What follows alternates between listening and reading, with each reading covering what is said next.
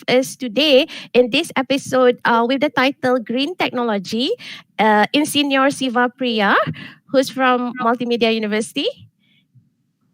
And the esteemed renowned otai orang kuat STEM, Dr. Ihsan Ismail from Pusat STEM Negara.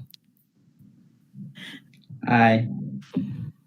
All right, so thank you very much for being with us. Do stay with us until the end of this session.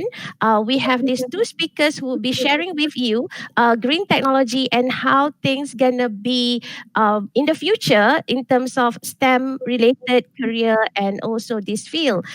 Without further ado, I would like to invite Insinyur Siva Priya to do her sharing on green technology and you, basically those who are hearing how this can be, possibly your future career. So, Engineer Siva. Okay, thank you very much, Natalia. A very good morning, ladies and gentlemen. And a big shout out to all the children who have taken time off your very busy schedules to join me today online to learn about what green technology is. I understand that you're very, very busy with your online classes and your online assignments, but trust me, this is one of the informations that will be very valuable for you because green technology is in our everyday practices. And we all must start practicing green technology very seriously because it will help to conserve the environment and preserve our nature for the generations to come. Now, I would like to share some slides with you. But before I share the slides, maybe I can throw a question at you. How many of you know what green technology is? If I were to define green technology is defined as a clean technology. A clean technology means it does not produce any harmful emissions or pollutants to the environment as a byproduct of this technological process. A good example of green technology is nuclear energy. Although nuclear energy is a complicated process, it does not produce any harmful carbon dioxide, which is released into the environment and further aggravates the greenhouse effect. Therefore, nuclear energy is known as a green technology. In a broader context today, green technology is also accepted if the technology that you create does not produce waste, or it also is able to reuse some of the waste as another power source. So if you are able to produce a technology that maybe uses wastewater as a power source, then you have yourself a green technology. Now I'm going to share some slides with you to further understand what green technology is.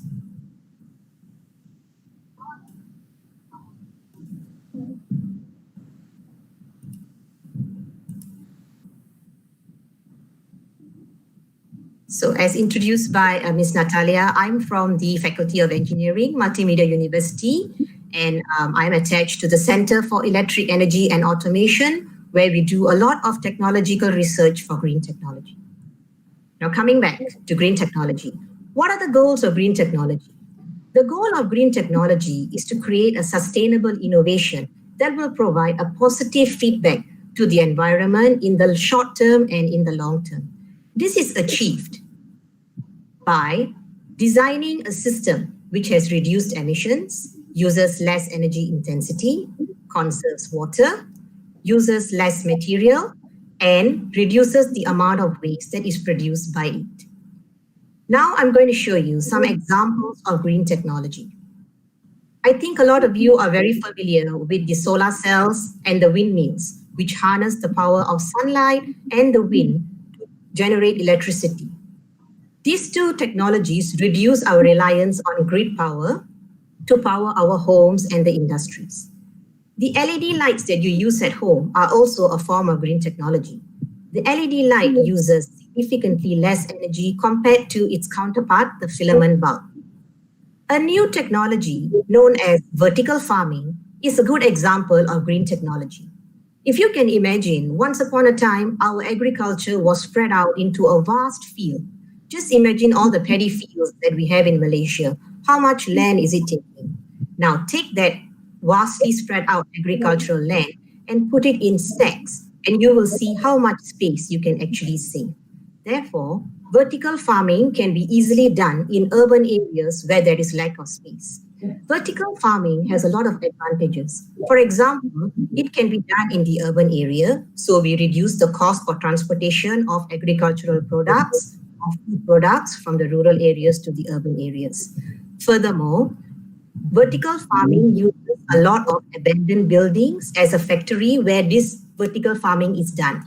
Therefore, we are not wasting, we are in fact reducing the waste. The waste is the abandoned building. And because vertical farming is done in a controlled climate, it guarantees the amount of crops that we can get. And therefore, there will be lack of famine and lack of food. There will not be any lack of food.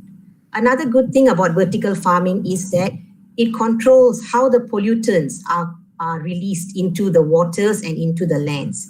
As you know, recently we've been having a lot of water disruption due to uncontrolled pollutants into our water sources. Now, vertical farming will not have this problem because the way that the waste from vertical farming is managed is very efficient. Another type of green technology is composting. Now, composting is something that your grandmothers and your mothers are actually doing. In fact, I think some of you are also doing it. We take the vegetable peels and we take the fruit peels and we put it into our soil.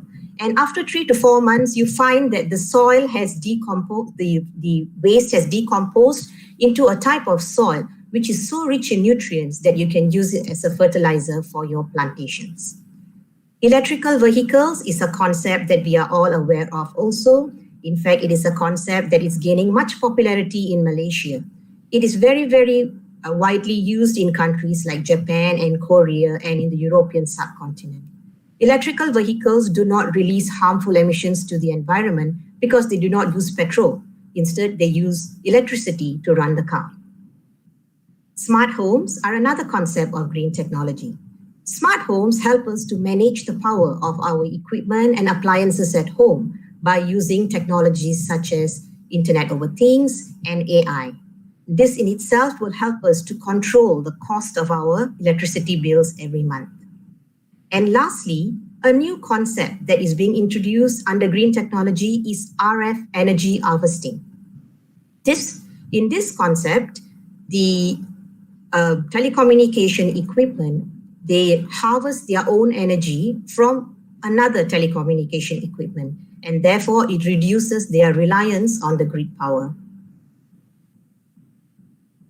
Green buildings are a concept where the building itself is able to sustain itself without the requirement for external power or external water sources.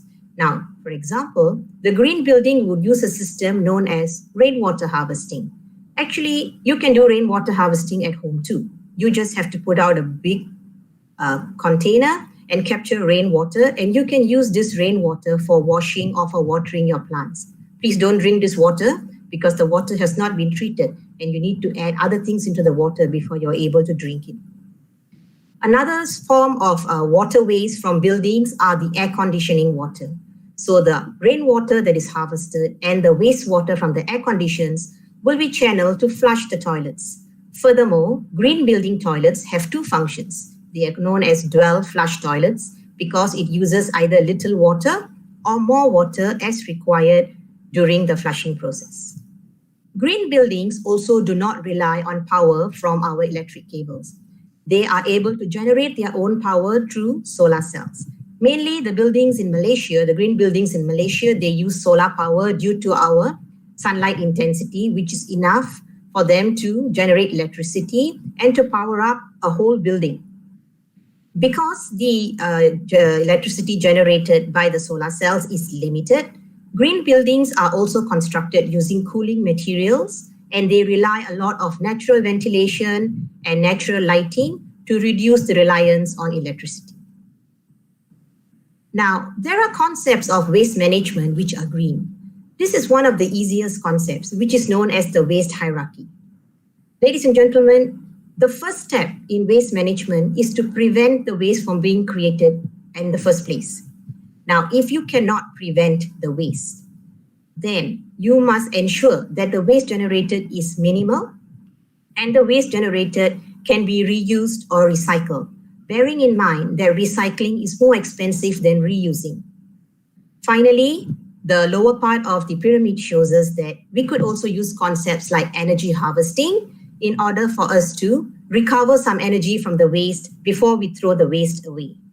Finally, at the bottom of the pyramid, you find disposal. This is the least preferred method in waste management. But if you must dispose the waste, then you must dispose it in a responsible manner that does not disturb or pollute the environment in any way.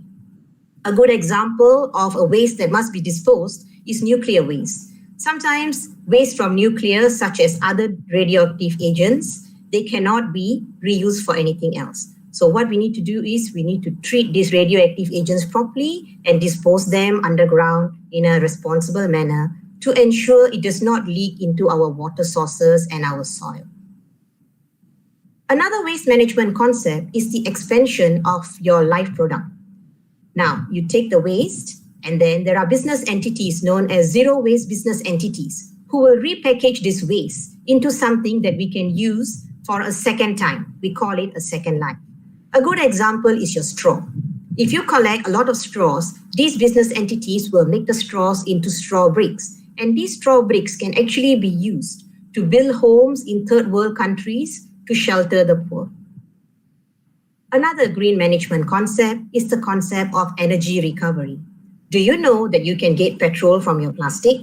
So the concept of energy recovery encourages all this waste to be taken to specialized factories where it is either processed or composed or heated to extract gas, fuel, and electricity from this waste. Engineers play a very critical role in implementing all this green technology innovations. Engineers these days are encouraged to use the concept that we call cost-effective innovation. Cost-effective design relies highly on data analytics and the Internet of Things for us to predict the future of failure and also the demand that is required by a certain type of technology. In this way, we can reduce waste. The concept of cost-effective design also uses the concept of convertibility. Convertibility means we can actually use one particular space for multiple uses. For example, the office space could be converted into an event hall in the night without having to change its structural design. Cost-effective design invests heavily in research, and as an engineer, we know that it's important for us to spend some money on research before we make the prototype because it will help us to test on the reliability and the strength of the product. Cost-effective design also encourages niche marketing. Niche marketing means we target a certain consumer market and we study the market carefully to know what exactly the consumer wants. And we only produce the products as per demand to reduce wastage. And lastly, cost-effective design emphasizes on security and safety.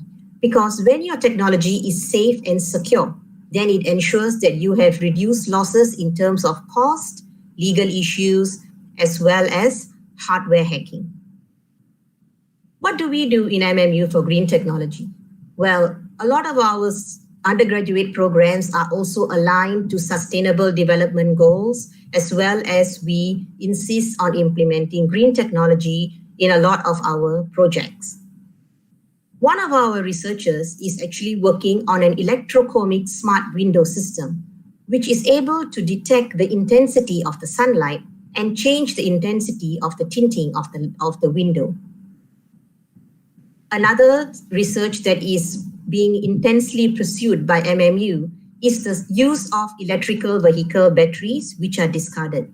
Now, by the year 2030, we are expecting to see a lot of electrical vehicle batteries being discarded, and they are not being reused because of its high recycling value. Therefore, MMU is focused on researching what secondary uses we can use these electrical vehicle batteries for. At the moment, the research is trending towards the use for telecommunication systems, as well as backup batteries for photovoltaic systems.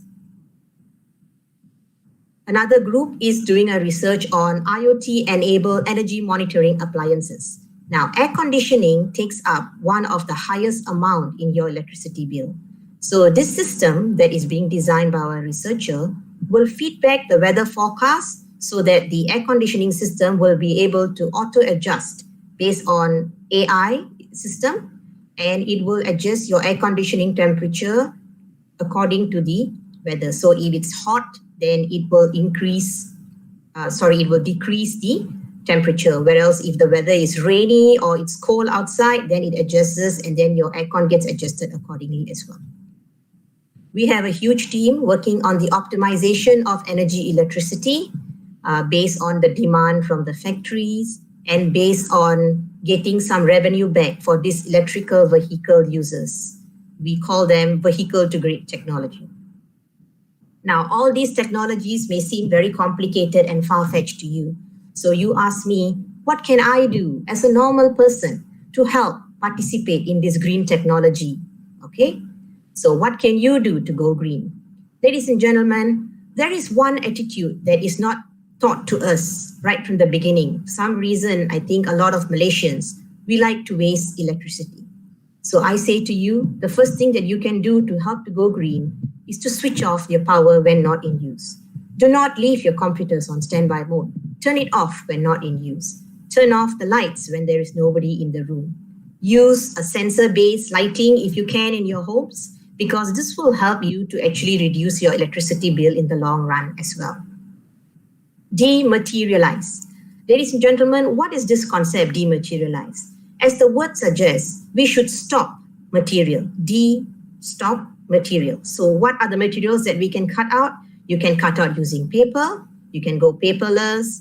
Nowadays, we have easy ways of exchanging information, so we do not need to print out unnecessarily.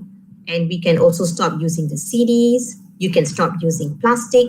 In fact, you can even stop using unnecessary fabric. You can probably reuse or use hand-me-downs in order for us to control the amount of material that is being wasted. Because you must remember, for every material that you use, you are generating an equal amount of waste once you have used this material and you have no longer any use for it. You should use a 5-star energy rated appliance. I think a lot of us have seen 3 stars, 4 stars, 5 stars, and you're probably wondering, what's the difference? Well, a 5-star rated energy appliance is highly energy efficient. And in the long run, it will save you a lot of electricity bill. So if you need to invest in the 5-star appliance, I would recommend that you try to invest. It may be a little bit more expensive at the beginning. The initial cost will be a little bit more expensive, but in the long run, you will be doing environment a favor. Upgrade your software. Do not upgrade the equipment itself, because when you throw away your equipment and your electronic appliances, you are generating a lot of electronic waste. Electronic waste is very difficult to manage, and it can actually pollute the soil. And in turn, the soil will be polluted and the underground water will also be polluted. And this in turn affects our natural drinking water sources. Purchase locally produced materials. Ladies and gentlemen, one of the highest contributors of carbon dioxide emission is coming from freight, air freight and water freight.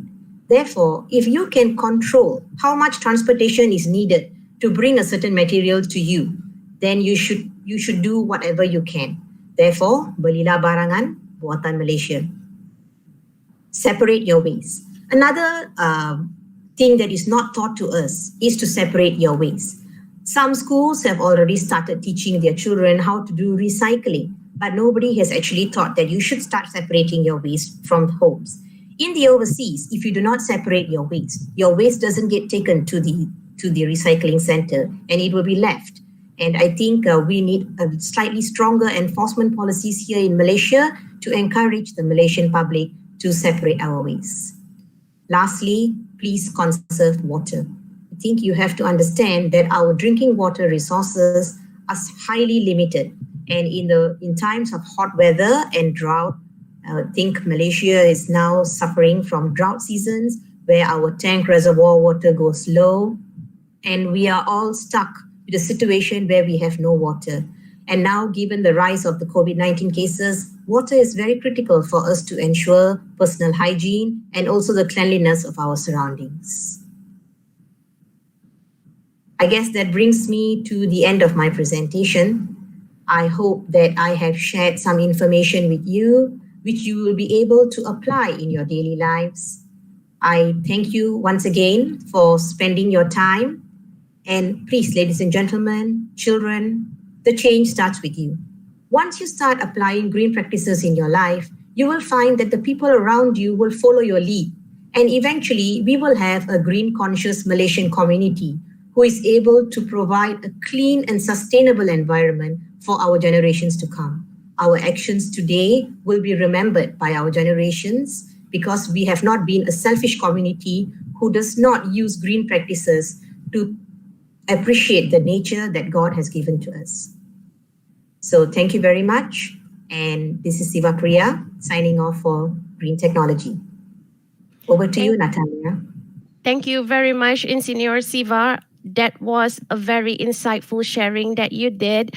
I hope everybody who's listening to us now, those who are live with us on YouTube, at the moment we have 1,799 of super boys and girls who are actually listening to this. And you have many comments on here. Some saying, thank you very much. I know green tech and I am 9 years old. I'm already doing this. And thank you, teacher. So Siva, not very often people call us teachers. So thank you, teacher. And some are saying that they get ideas for this. And very good, boys and girls. Thank you very much for tuning in and actually listening to the sharing that was given by Insignor Siva.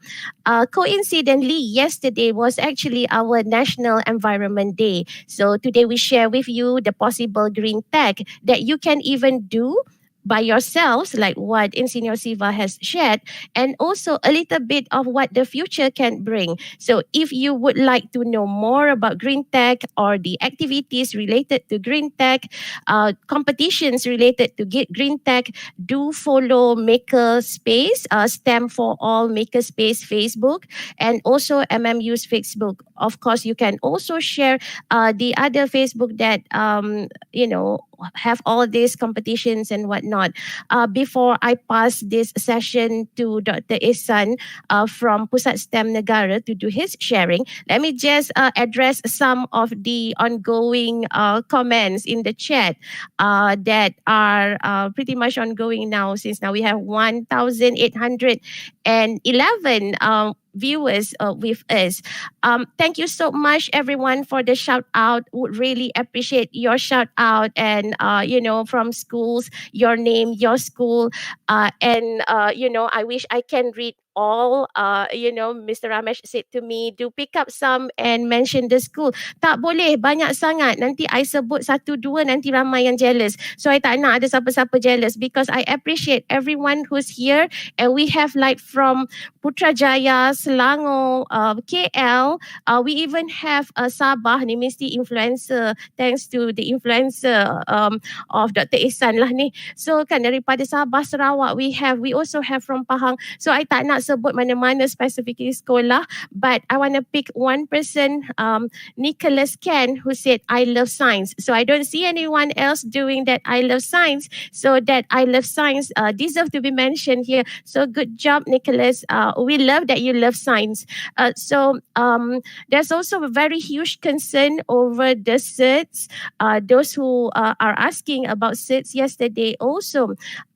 Thank you very much for your follow up. Or one thing they said, we are processing your seats and we'll be sending your seats via email. Bear with us because we have about 4,000 seats to process for yesterday's session, and this session is ongoing, and we have about 1,821 of you. So at the end of each of this episode, we will be giving you one link, and you will be filling in that link, and we will do a cross check between that link as your attendance and also your registration, and we will definitely send you the cert via your email. So please do not be worried about your cert. There's also worries about my teacher kata kena pergi on Google Meet.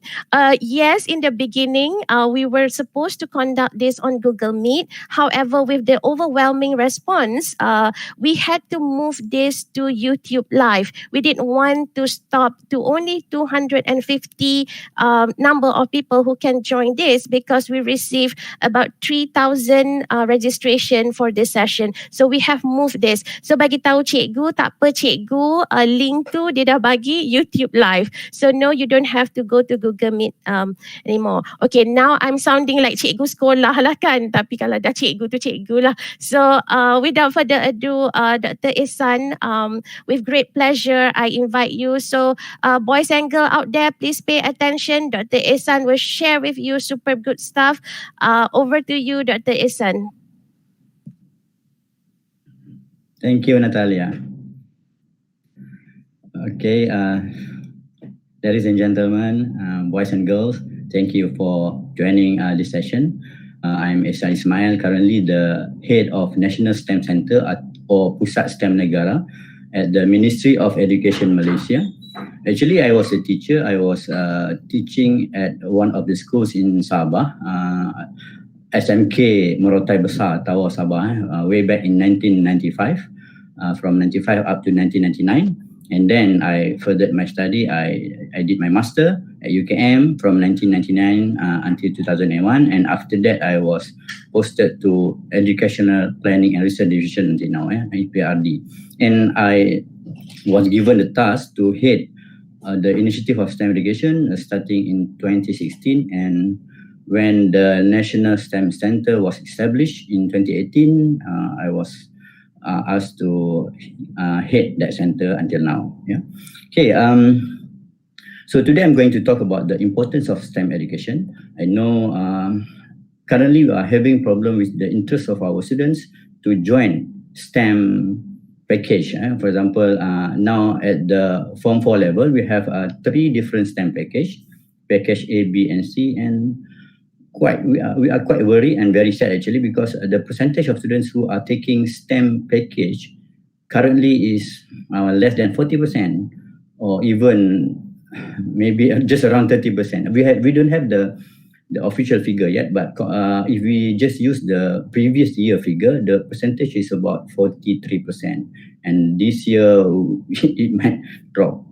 Actually, we have a policy called 60-40 policy, where we want 60% of our students enroll in STEM package, but it seems that it is the other way around now. It is 40-60 for STEM and non-STEM. So that's why we are doing this STEM initiative, because we want to increase the interest among our students to STEM, and also increase the competency of our teachers and awareness of parents and community about STEM education. Because it is quite normal for us to hear that STEM is difficult, we cannot get job if we enroll in STEM. Actually, that is not true.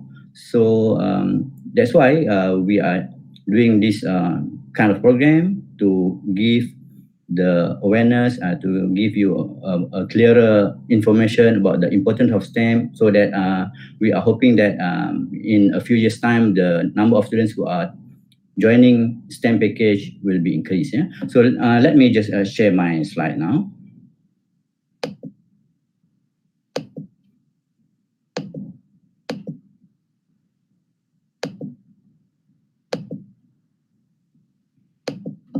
The importance of STEM education. Okay, now I'm sure most of you aware that we are in an era called Fourth Industrial Revolution, where in this era there are the emergence of new technologies, for example, AI, as mentioned by Siva just now, IoT or Internet of Things, blockchain, 3D printing. In fact, we are going toward 4D and 5D printing now. We have AR, VR, robotic, big data, cloud computing, and a lot of other new technologies. And these technologies change the job landscape. So the jobs that you are seeing now is actually different from what we know previously, especially in my days as students. And in fact, in 5, 10, 15 years' time, it's going to be a lot more different. We will see job that is not exist yet. Yeah. So that's why, in order for students to get the new job, you must have the skill what we call as STEM-based skills. That's why it is important for you at the moment to prepare yourself with the STEM-based skills so that you can get the job that is not in existence yet and that will be there in the future when you graduate in 10, 15, 20 years time. When you are in the workforce, you will need these STEM skills to do that job. Yeah? So let us just watch this video why STEM is important. Why STEM?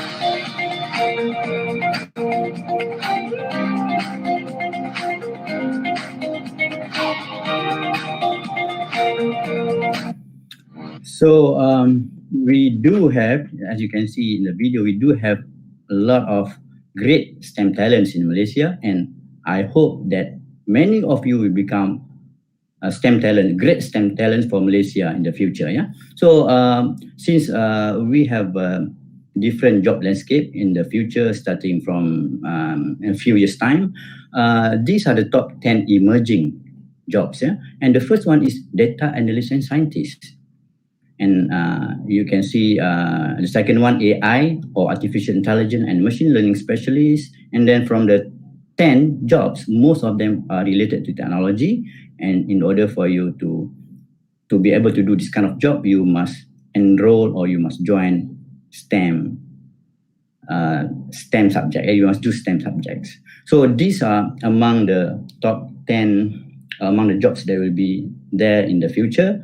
In fact, some of them are already there. For example, the first two, we know that there are people who are doing this job now, and it's going to expand, and we will need a lot more of workers who have this kind of capability. Yeah, and now let us see the future of works, a video that shows the future of work.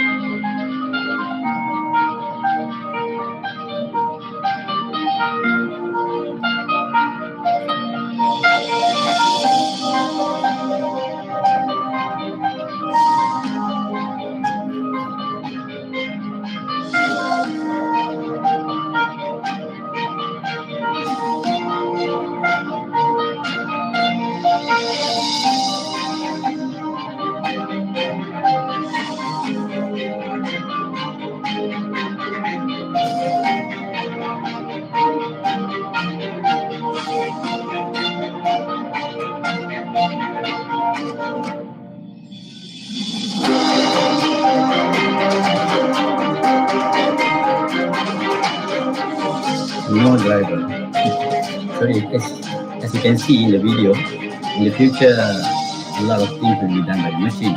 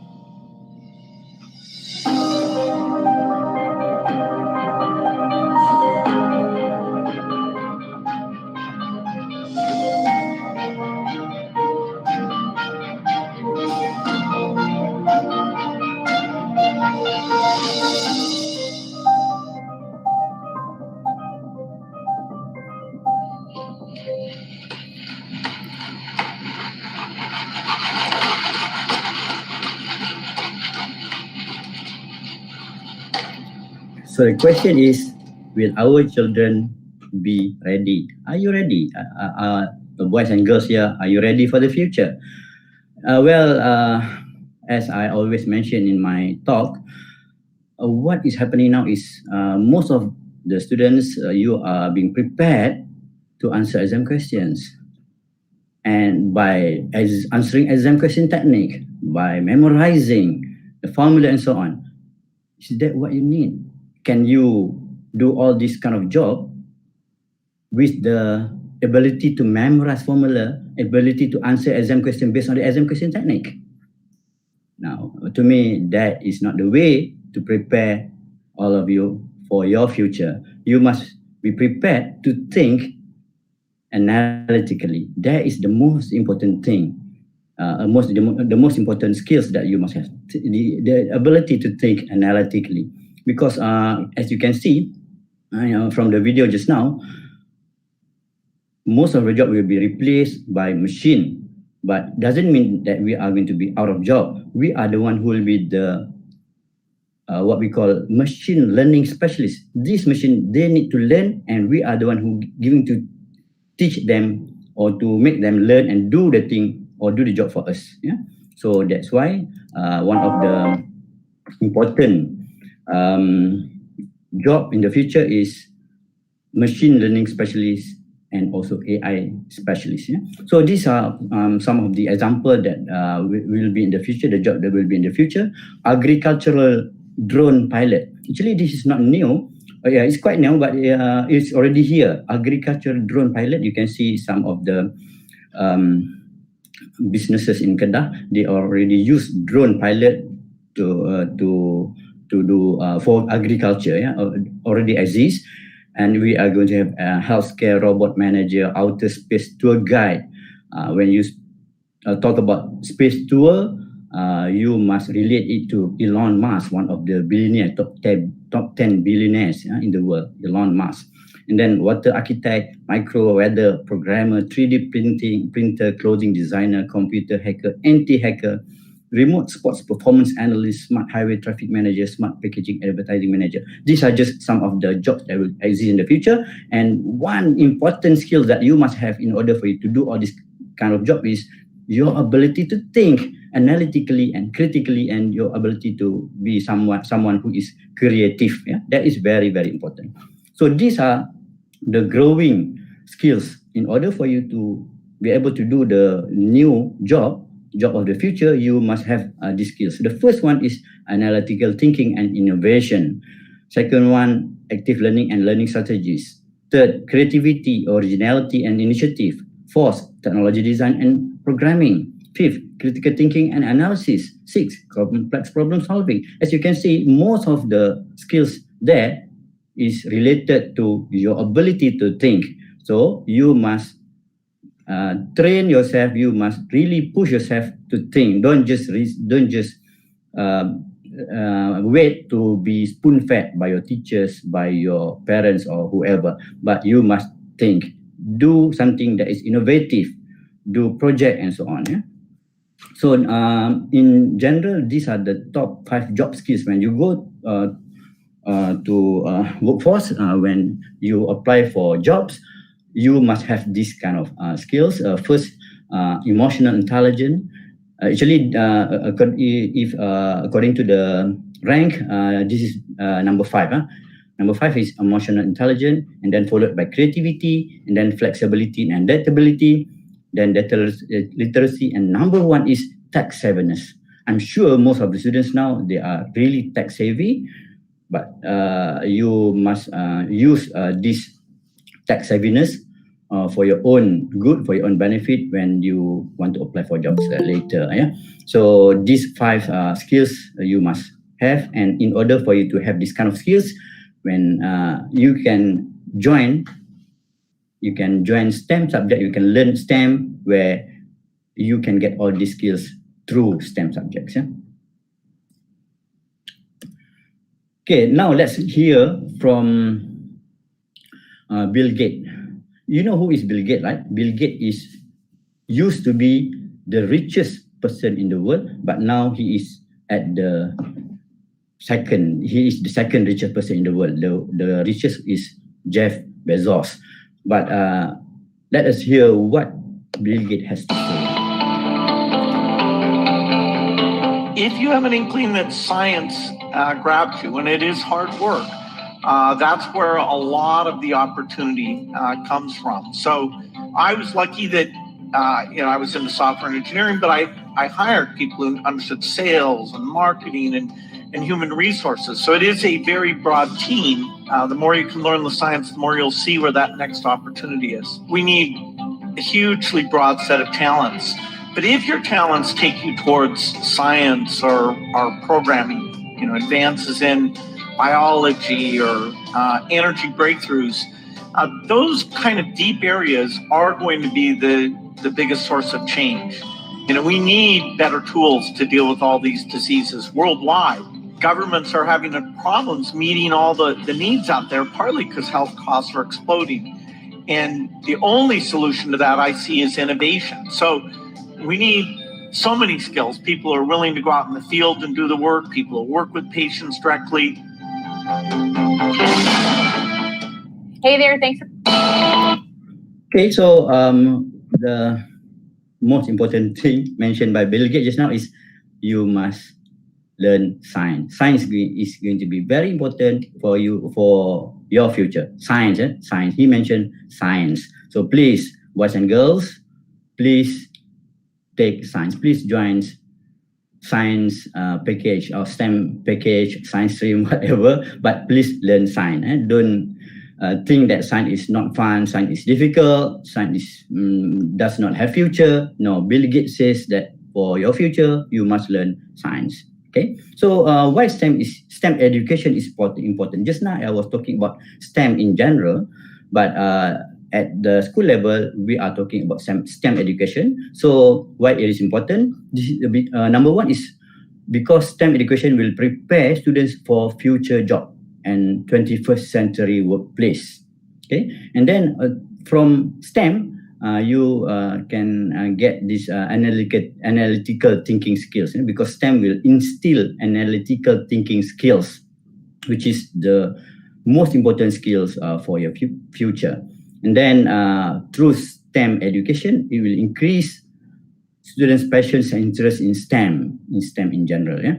And actually, STEM is fun, interesting, and motivating because STEM is mostly hands-on, inquiry-based. Yeah, so it is very interesting, fun, and you can gain a lot. And of course, when you do STEM, when you learn about STEM in the future, you can get important and rewarding career choice. Yeah? So please go into STEM. And when we talk about 21st century education, it involves these 4 21st century skills. Yeah, critical thinking, collaboration, communication, creativity. These are the 4 C's, and you can get all this through STEM education, where when you are doing your hands-on activity, when you learn or through inquiry based, when you learn something through inquiry, you will need to think critically, you will need your creativity, you will need to collaborate with your friends, and you need to communicate the result or explain the result that you got from your activities. So you will get all these 4 C's when you do STEM education. And this is very important. STEM education is to prepare students for life, not just for examination. Very, very important, because there is no point for you to get straight A's for your examination, but in actual fact, you don't really have the skills needed to excel in your life. So that's why it is more important for you to be prepared for your life, not just for your examination. But of course, when you are preparing, you are being prepared for your life, you will get the examination, an excellent examination result. It will come hand in hand. But if you just focus for your exam, you might not get the other one. Yeah. So please, yeah. So at the Ministry of Education, we have what we call STEM Education Initiative, where the aim of this initiative is to produce STEM literate students who are creative, innovative, inventive, and able to identify, apply, and integrate STEM concept to solve real world problems. Yeah? So because through STEM literate students which we want to produce now will have these characteristics: technology literate or tech savvy, yeah? Logical thinking, creative, innovative, and inventive, and also can be a problem solver. And when we do integrated STEM education, especially through problem-based learning or problem-oriented project-based learning, you are going to integrate all the four elements in STEM. For example, we want to solve a real world problems. Let's say that problem is with regards to flash floods. Yeah? So you have to come up with a technology.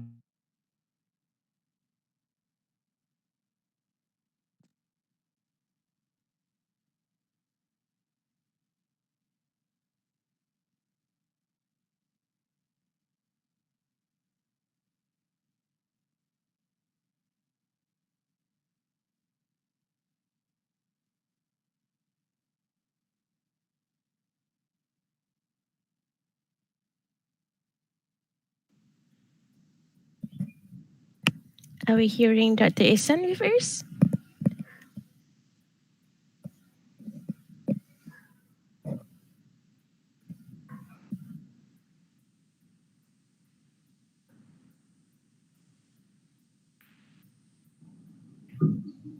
Yeah, I think we lost Dr. Ihsan.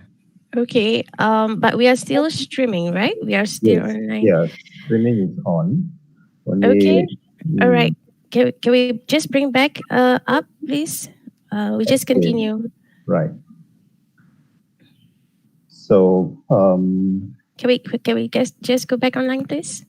Jivan, can we please go back yeah, online? we are online. We are online. On YouTube, I see we drop. Oh, okay.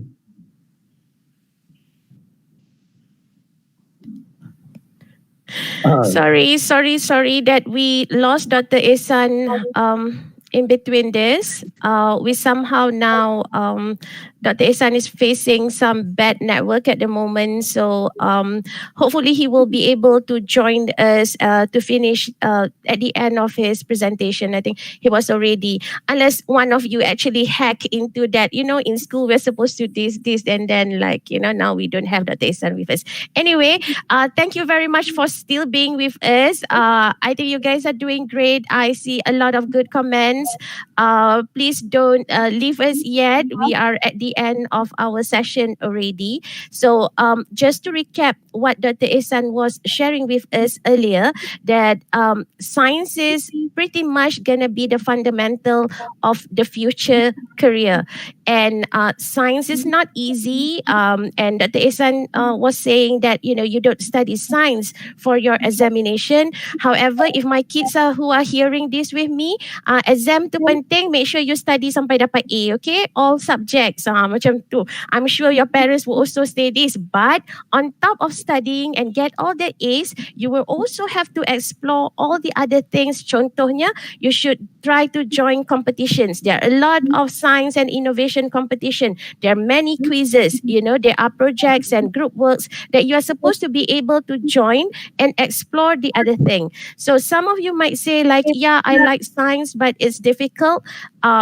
Trust me, I did pure science all the way sampai university. Yes, it is difficult, but everything that is difficult is gonna be worth it. So hang in there, actually learn. There are solutions to every difficulties, including learning science. So if you do physics, biokimia, and maths, memang susah. Yes, susah, but it gonna be worth it. So some of you will say what if your interest and passion is more than just STEM? You like all those STEM subjects, but at the same time, you also like business subjects. You like literature and language. That doesn't stop you from doing STEM as your core. on Saturday, we'll be showing you how you can be doing interdisciplinary innovation, meaning that you are just not a science person, you are not just an engineering person, you're just not a technologist, but you also have the other various skills that make you as a whole, as a human being, you know. So this would be very important in the future, because no longer you are the satu skill, then that is good enough.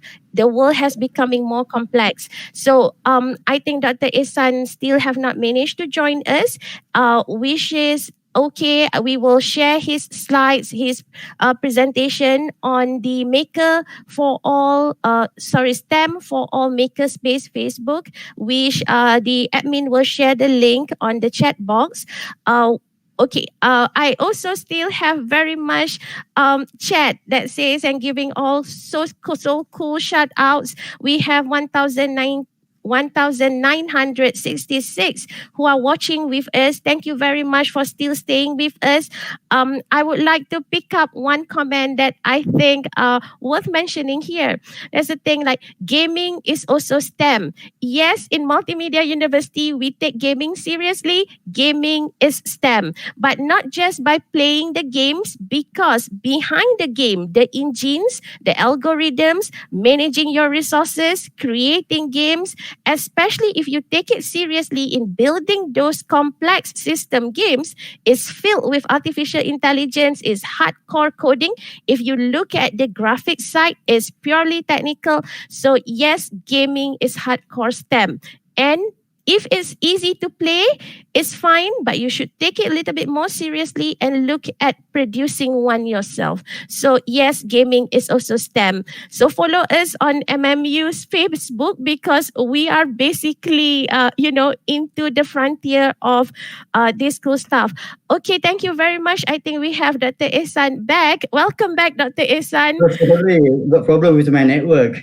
Ya, I rasakan sebab masa you tengah cakap dekat sekolah kena buat apa-apa, the kids dah hack dah terus, kena belajar ni belajar ni terus hack, you know. So, jokes aside, okay, thank you very much. So Dr. Ihsan, maybe you would wanna continue or just conclude your presentation just now?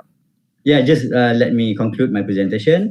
So in general, I would like to encourage kids and of course parents, teachers, please go into STEM. Please learn about STEM. Please do or take STEM subjects, because this is our future. Thank you. Thank you very much, Dr. Ihsan. This is our future, and boys and girls who are listening, you are basically our future. The future is in your hands. So that's why we are doing all this, to expose you. Hopefully, you will find some interest and passion and sparks from this, that you will continue pursuing STEM. So I think we are pretty much at the end of our episode today. Before I pass to Mr. Ramesh in giving a little bit of housekeeping, how you can get your cert. This is the link for you to cert. But again, speaking of the cert, just like examination, the cert is not everything. Hopefully, you have gained something from us, from our sharing today. And do follow us tomorrow, because you've heard us say IR 4.0. We have not elaborated IR 4.0. We have spoken about a little bit of environment and green tech, but we have not really delved into deep dive into sustainable energy, which what we're gonna do tomorrow. And on Saturday, we're gonna be doing the coolest thing, which we're gonna mesh and merge every other STEM element into beyond STEM, the non-sciences. How do you put in language? How do you put in your interest in business into something that gonna make impact via innovation? So with that, Mr. Ramesh, maybe I hand over this session to you for the announcement you need to make. Thank you, Natalia, and thank you to our distinguished speakers, Engineer Siva and Dr. Ihsan. I think it's been a very exciting session, and I thank all those students and teachers and parents who've been following us very, very anxiously. It's a very exciting journey and also a learning curve, at least for me, because this is, these are two change kind of, equipments, and you have to use multiple device, and I'm learning a lot from Juan Natalia and also our fantastic dedicated team from STEM for All Makerspace. And thanks for all for making this possible. But before I let all the teachers and students who are very anxious to know how to get their certs, I just also want to, perutusan daripada penaja, because this session is made possible. We could only bring it to you because Ministry of Science, Technology and Innovation mostly is celebrating Minggu Science Negara. All right. So in conjunction with Minggu Science Negara, since we can't do physical activities, we decided that we'll do all our activities online. So this 4 series of talks for schools, which Dr. Puan Natalia and myself sat and we brainstormed together with our strategic partner, which is SEDA, that the Sustainable Energy Development Authority, we came up with this thought that let's bring these lessons to schools. So I just needed to acknowledge these organizations that made your session or your engagement with the distinguished speakers possible today. All right. So that's the first part of it. Now, the second part, since we have a lot of queries as to how some of them are very clear, how they can get their certificates. Those who do not, let me just present some slides, just show you how you can get your, these slides. All right. So if I go to, no, later.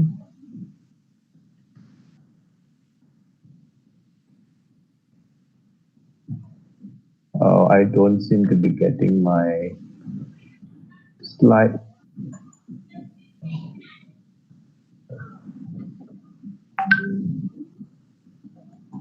No, I don't seem to be, so I need to get my technical assistants to come down here. Jivan, can you come down and just help me to upload the slides so that the others can see? But basically what you do is at the end of the session, after watching this video, there will be a link that appears. That's a Google link, Google form link. You fill up the form, right? Once you fill up the form, then it'll take you to a site where you would see the information on the cert itself. All right. Finally, the cert will appear. It's actually an auto-generated cert. All right. But it takes time because we have an overwhelming response.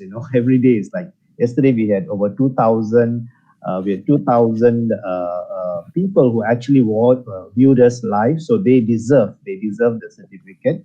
And okay, I think there is some technical issue. I can't show you the slides, but all you have to do is go to our YouTube channel, which is STEM for All Makerspace YouTube channel. There will be a link, and we are going to give you a window of only about, let's say, an hour. All right. So those who watch this within an hour, you can actually download, submit your information, and you will receive your certificate. Those who watch, you want to share because this is such a fantastic session. You want to share, you want to tell with your friends and teachers to watch. Unfortunately, those who watch offline will not be able to get the cert, but we will have something else for you. All right, we will discuss, and then, I'll also get Dr. Aisan's inputs.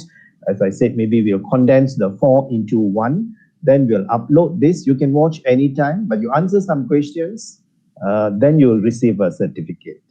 All right, because we want the engagement. We can't just say, oh, watch, then it's not so right, to just give a certificate to watch a video, but we want you to be participative. We want you to answer questions, and then you get your cert. All right, so just those who want to get your cert, please watch till the end. A link will appear only for 1 hour. And after that, you can watch the next series if you want to really get another cert. All right. All right. Thank you very much, Mr. Ramesh. So maybe the STEM for All Makerspace admin for YouTube can post the link at the comment box now, so that those who are still watching will be able to click the link and fill in the form for them to get the cert. So the cert basically, as we said, you'll be getting a specific cert for today. Yesterday was a different cert. Today is a different cert. Right. Thursday is a different cert, and Saturday is different cert. Simply because the content is different. So thank you very much. I know the new generation cannot hear adults talk longer. This is already amazing for you to actually spend 1 hour. 2019 of you guys spending 1 hour with us. I think that's super amazing to hear adults talk voluntarily. Thank you very much on behalf of all the other speaker. Tengok, Insinyur Siva ketawa because we as mothers, we know it is a lot of commitment you guys did hearing for us speaking about science. So thank you very much. This is professional technologist Natalia from Multimedia University signing off for Career of the Future. Thank you very much, everyone. Don't forget to fill in your details. Thank you. Thank you. And stay tuned. There'll be more online programs coming. Stay tuned to our Facebook, that is STEM for All Makerspace, Facebook, as well as YouTube. Lots of interesting programs coming up. Thanks, Puan. Thank you so much. And Thank you very much, everyone.